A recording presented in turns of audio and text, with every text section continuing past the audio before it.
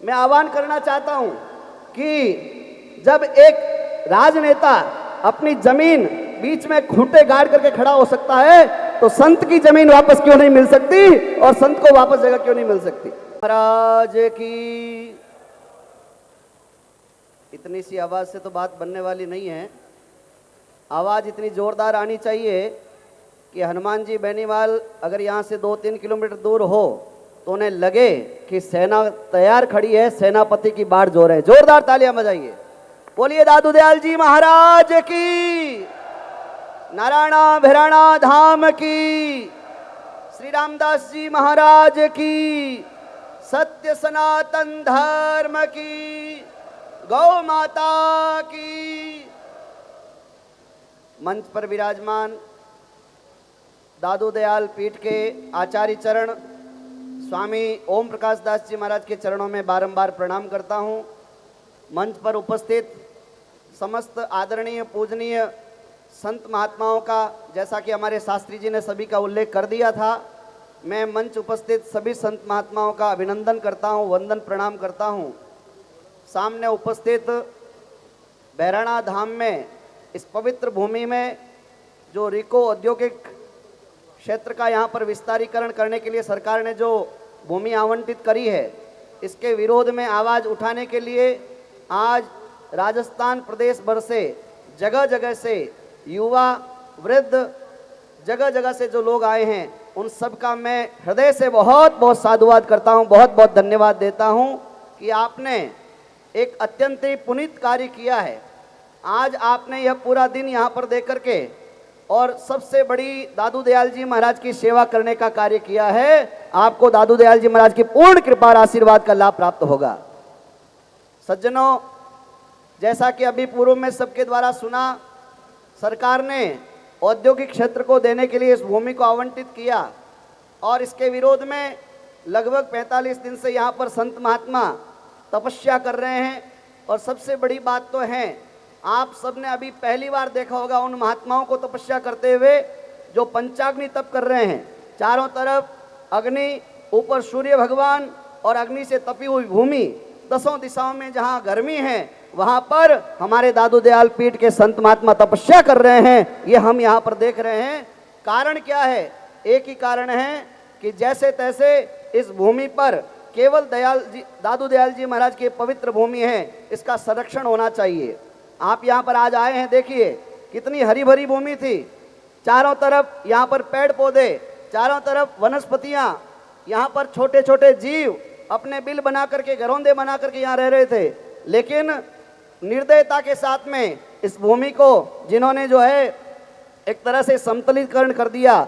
मैं आह्वान करना चाहता हूँ सभी भक्तों से और सभी पधारे हुए लोगों से कि जिस संकल्प के साथ हम यहाँ पर आए हैं, उस संकल्प को सिद्ध करने का समय नज़दीक आ गया है।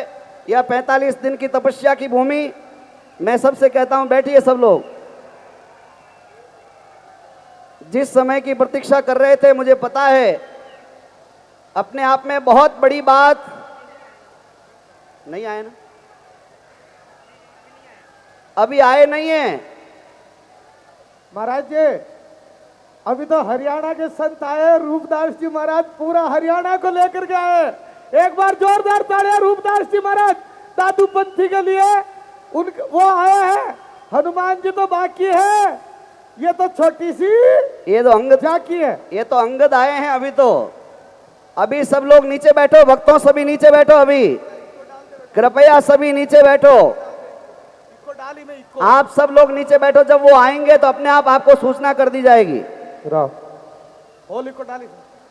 सभी लोग अपने अपने जगह पर बैठे, बीच का रास्ता देवें।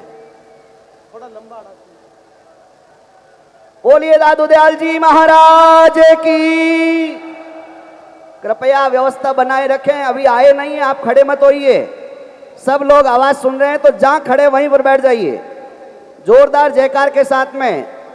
बोलिए दादू दयाल महाराज की, सत्य सनातन धर्म की। जहां खड़े वहीं पर बैठ जाइए ताकि सबको मंच दिखे, संतों का दर्शन हो।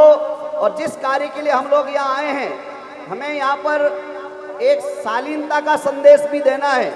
शांति का संदेश भी देना है, क्योंकि हम लोग यहाँ पर सरकार शांतिपूर्वक बात मान ले, इसलिए हम यहाँ पर उपस्थित हुए हैं। आगे का कदम जिनके नेतृत्व में हम कार्य कर रहे हैं वो हमें जो कदम बढ़ाने के लिए कहेंगे वो करना है, नहीं तो हम लोगों को शांतिपूर्वक इस व्यवस्थाओं के साथ में इस कार्यक्रम को आगे बढ़ाना है। तो मैं कहना चाहता था, मैं सभी संतों को बहुत बहुत साधुवाद देना चाहता हूँ।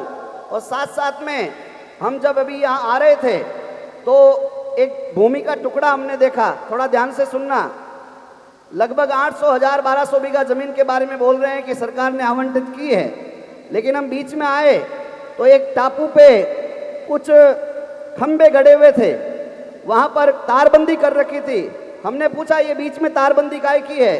तब इन्होंने कहा कि राजस्थान के उप मुख्यमंत्री जी बैरवा जी की जमीन है। मैंने कहा बैरवा जी की जमीन बीच में है तो संत महात्माओं की जमीन क्यों छीनी जा रही है? यहाँ पर मंच से मैं आह्वान करना चाहता हूँ कि जब एक राजनेता अपनी जमीन बीच में खूंटे गाड़ करके खड़ा हो सकता है तो संत की जमीन वापस क्यों नहीं मिल सकती और संत को वापस जगह क्यों नहीं मिल सकती?